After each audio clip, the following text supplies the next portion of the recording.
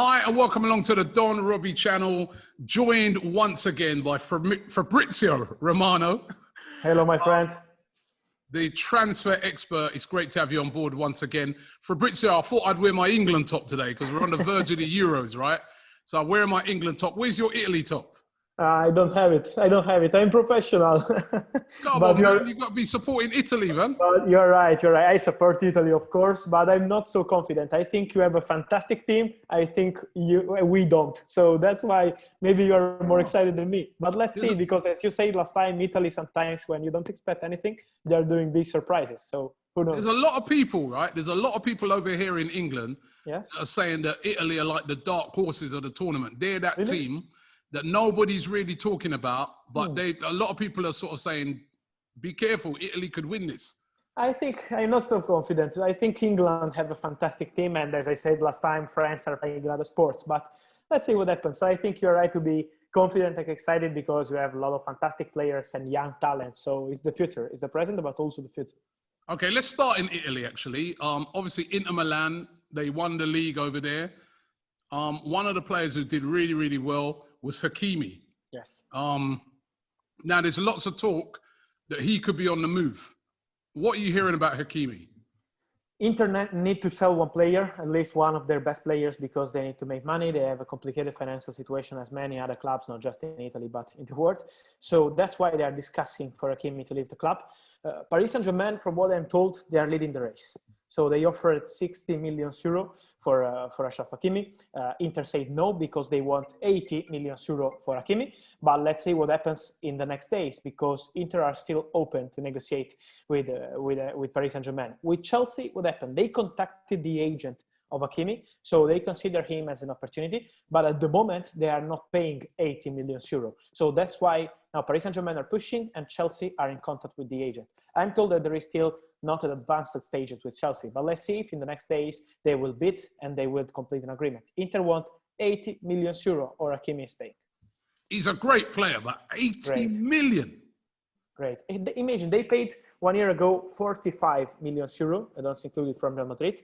And he was maybe the best fullback in all the Serie A. It's not just as a right back, as a fullback, because he's incredible.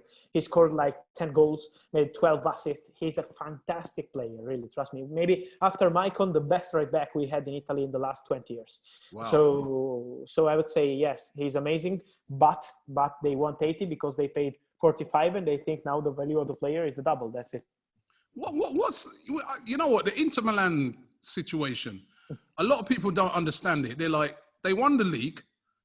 They got all these great players. They had a great manager in Conte. They've let Conte go. You know, well, it didn't let him go, but, you know, he said they're not ambitious enough. He's left. Now they want to sell her. Why are they selling all their best players? They are really struggling by the financial point of view. That's the point. They need money because the ownership of Inter is Chinese. So, you know, that in China now they are not allowed to invest in football anymore after the pandemic situation. And that's why they are needing money now, because they were spending a lot of money on new players. They signed Lukaku, they signed many important players.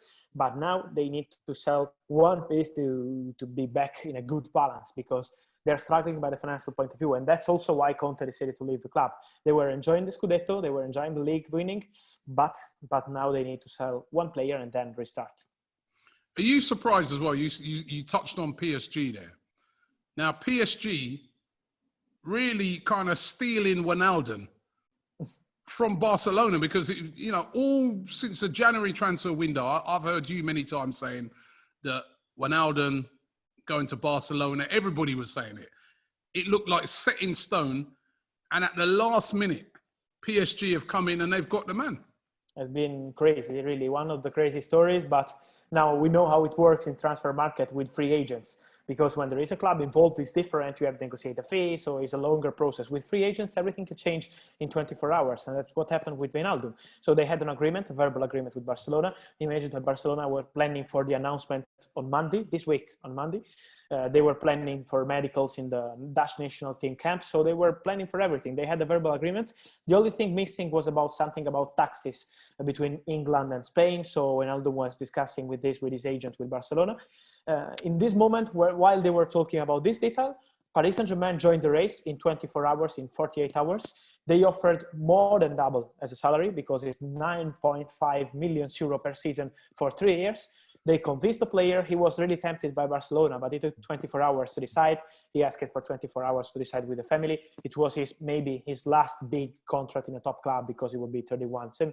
So that's why he decided to join Paris Saint-Germain. Also because of the project, because Pochettino called him many times during these 24 hours, telling him, I wanted you at Tottenham 5 years ago. So let's join Paris Saint-Germain. I want you. You will be a starter with us.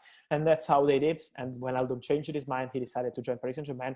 It was really surprising for Barcelona because Barcelona president Laporta last week said, next week, we're going to announce a new signing. And they didn't. So imagine how crazy is this transfer market world. Wow. That's how it can go. Like you said, it can just all sort of turn around at the last minute. At my club, Arsenal, we've had that with Buendia. We were interested in him, but it didn't happen. You touched on Barcelona as well. Ousmane Dembele. Is he going to be on the move this summer, do you think? If he doesn't reach an agreement with Barcelona to extend the contract, the answer is yes, because Barcelona are not intentional to lose a player for free that they paid more than 100 million euro some years ago to sign him. So they are still negotiating with Dembele, but it is so slow, They have a lot of things to do in Barcelona. New players to sign, a lot of players to sell, new contracts with Messi and many others to discuss. So it's so slow, and Dembele is not so happy with this kind of process with Barcelona. So or they reach an agreement soon, or he has chances to leave the club this summer. Last summer, he had Liverpool bid. It was a loan, and the player was interested, but Barcelona said no to any loan. Also, Juventus were interested, but the situation was basically the same. Manchester United were prepared to sign him because of Sancho deal not going on. But also in this case, Barcelona said no because they had the problem, the contract of the player. They said, okay, we loan him out. Then he's coming back to Barcelona only with 1 year left on his contract, and he's leaving for free in 1 year. So we don't want to have this problem. But now they have, because they have still no agreement with Dembele. They are going to negotiate. President Laporta wants to keep Dembele, but it's not still done. So if no agreement will be reached on the contract, I expect Dembele to leave Barcelona this summer, yes. You said that you touched on Jadon Sancho there. I get fed up of this every day. Last season, every day this season, Sancho to Man United, Sancho to Man United. Is this going to actually happen? I think you touched the right point, because I spent in my life in the last year with people asking me Sancho news like 1 million times per day, and I like it. But yes, in this moment they are optimistic. It's maybe the first time since 1 year that all the parts involved in the deal are confident, optimistic, because last year Manchester United were optimistic, agents were optimistic, but Borussia Dortmund were saying they have to pay or we are not going to accept. They were really close at one moment at the end of July last summer. Now the situation is different, because last summer was 120 million euro. Now it's 95 million euro, a bit less than 100 million euro. So Borussia Dortmund have been so clear. Now they are negotiating with Manchester United, because the first step for Manchester United was to confirm the agreement on personal terms with the player and with the agents. It was not an issue, but they had to do this step before negotiating with Borussia Dortmund. Now they are talking with Borussia Dortmund. They are negotiating. There is still no agreement. They are negotiating also about the price. Borussia Dortmund wants 95. Manchester United hope to spend a bit less than this money for Sancho. But it's just the start of negotiation. Let's see how many days it will take. But all parts are now optimistic. Let's see if Manchester United will pay this money and will sign the player. All right. My club, Arsenal. Been heavily linked with Ruben Neves of Wolverhampton Wanderers. Any chance of that? I'm told that he's one of the names in the list for the midfielder, as also Bissouma. So they have like a list with names for the midfielder, but it's not advanced yet. So at the moment, they are not negotiating with Wolverhampton about the fee or this kind of things. They have an interest. They consider him an interesting player, but it's not advanced yet. And for Arsenal, it's key to sell players before sign new players in his position. Because, okay, Ceballos was leaving after the loan spell, but also Xhaka has to leave the club. They are negotiating with Roma, but it's not done yet. They are really confident. They need something to complete the agreement, but it's not done yet. So it's about selling Xhaka, resolve the Guendouzi situation with Olympique Marseille that have an agreement with the player, but not yet total agreement with Arsenal. So they have to sell players, and then they will decide who is the right man for the midfield. They have a list with some names. Bissouma is among them. Ruben Neves is among them, but it's not advanced yet. Who else is on that list? This is a good question. I heard that there are many names. It's not just two. It's some names more, but Let's see. I will tell you soon. We were chatting this morning about Marcel Sabitzer. Again, another interesting player. I know he's been linked with Tottenham as well, but because his contract's running down, isn't it? Sabitzer of Yes, RB Leipzig. Yes, he's a good midfielder. Yes, he's a fantastic player. I think he's perfect for Premier League. This is what Mourinho was thinking, because Mourinho wanted him at Tottenham last year, and he was one of the first targets. And I'm told that he's appreciated by the board in general. It was not just Mourinho, so we can say that he could be an opportunity for Tottenham. But now they have different problems. They have to decide for the manager, so they are not negotiating for new signings. But about Sabitzer, yes, he has chances to leave Red Bull Leipzig. They have a very clear mentality on selling players. So if you pay the right money, players are leaving the club. So they want the right money for Sabitzer. And I agree with you when you talk about the player, because I think he's perfect for the Premier League. He's running for the team. He's a fighter. He's a serious guy. He's thinking about football. He's scoring goals. He's making assists. So he's the perfect midfielder for the Premier League. That's why Tottenham have always been interested. But now they have a new director of football, Fabio Paratici, and now they will have a new manager. So they have to decide together before going to negotiate for these players. Yeah, talk to me about this new manager, Tottenham. They got a new manager. They didn't get Conte, but they've got this guy. He's from Portugal. What do you know about him? Yes. No, first of all, he's not signed yet. It's not done yet. So they are negotiating. They are in advanced stages because he's the favorite in this moment, but it's not done. And when I say it's not done, it's also Antonio Conte was at good stages to become the new manager of Tottenham, and then talks collapsed. So we have to be careful till the last minute, till they decide. It could be a 2 years of contract with one more season as option, or 3 years contract. So they are discussing also about the potential length of the contract with Fonseca. He was doing a good job at Roma, I would say, but not exciting job, to be honest. Was not amazing to see Roma. This season was really struggling. Was good in Europa League, but not so good in Serie A. He had a problem this year in Serie A with top matches. He was never winning top matches against top teams like Inter, Juventus, AC Milan, Napoli. Never winning, never. So they were so good against middle table clubs, this kind of clubs. But when it was with top clubs, they were having problems. It's not just about the manager. They had a lot of injuries, and so he was also unlucky. So that's why I expect him to change the staff if he will join Tottenham. But for sure, he's a good guy. I think the best thing is about the relationship with the players. He's so good in the dressing room. And I think in this moment, after the Mourinho period, they need in Tottenham someone really good with the dressing room. So that's why they are focusing on him. Paratici knows him so well because he was working in Italy with Roma. He was appreciated here in Italy, but not exciting. So let's see. He has a big chances with Tottenham. Let's see if they will reach an agreement. But for sure would be interesting, because we were not expecting this kind of manager to join Tottenham. I'm liking these things you said about he's not exciting, he's not going to win nothing. That's great. Perfect for Tottenham. Perfect. Yeah, go there. Right? But there's some other managers. It's almost like the transfers of managers at the moment is as big as the players. Where's Nuno Espirito Santo going to end up? He was linked with a move to Everton. That seems to have gone quiet. I'm hearing now Crystal Palace are interested. Yes, he was not the first option for Everton. He was one of the names in the list. They have contacted many managers, also Rafa Benitez and many others. So they are still to decide. He was one of the names, but not the first option. About Crystal Palace, he was talking with Crystal Palace board, but it was not a done deal. So they were discussing about this potential opportunity, but was not done. And now they are going for something different. So, maybe he will stay like this. If Everton will not decide for him, he will stay like this and wait, and let's see what happens next season. So at the moment, the situation is like this, also because he was the main option for Porto if Sergio Conceição was leaving the club. He had a proposal from Napoli. He was telling with many clubs, but then it collapsed. Also, Wolverhampton was an option for Conceição, but they decided to go for Bruno Lage since the first day.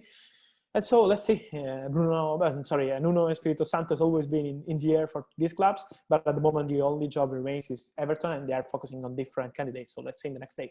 You just said Rafa Benitez, crazy, ex-Liverpool, going to Everton. I mean, when I say ex-Liverpool, he's like a Red. He's like was there for years. The Liverpool fans respect him. Could you see him going to Everton? I'm curious because they have his name in the list. So they are considering him as one of the options. It's not done, but he's one of the options. Let's see what Rafa answers. But I think that Rafa is a smart person, He's so smart. He knows that, of course, as you said, he's a Red. But Everton is a good opportunity for him after many years training in China. So different world he was to be back at top level in Premier League. So it could be an opportunity. Let's see. I'm curious to see what's happening because at the moment it's just approaching him. It's not like advanced. It's up to Rafa. It's up to the Everton board too, and we will see. We want to sort of finally ask you is that obviously with the Euros going on, does that really affect the transfer window? The transfer window, opened on the 9th of June. Players, teams can buy players now. But now all of a sudden, starting Friday, you've got the Euros coming up, which surely that complicates things because if you want to buy a player, how are you going to do a medical? How are you going to, there'll be a lot of players that are like, I don't want to negotiate. I want to concentrate on the task at hand. Yes. Does it affect it in a big way? Yes. About the timing, yes, 100% yes. Because as you said, they want to be focused on football and also for the club. Okay, we're negotiating about the fee and everything, but the player can be involved because he's just focused on football and playing important matches. So yes, it's really affecting the market. I can give you about the medicals. They are always planning to do medicals with the national team. So for example, Donnarumma, who maybe will join Paris Saint-Germain, he's really close, but they are already planning for potential medicals with the medical staff of Paris Saint-Germain joining Italy camp and going with Donnarumma to have medicals. So they are organizing like this.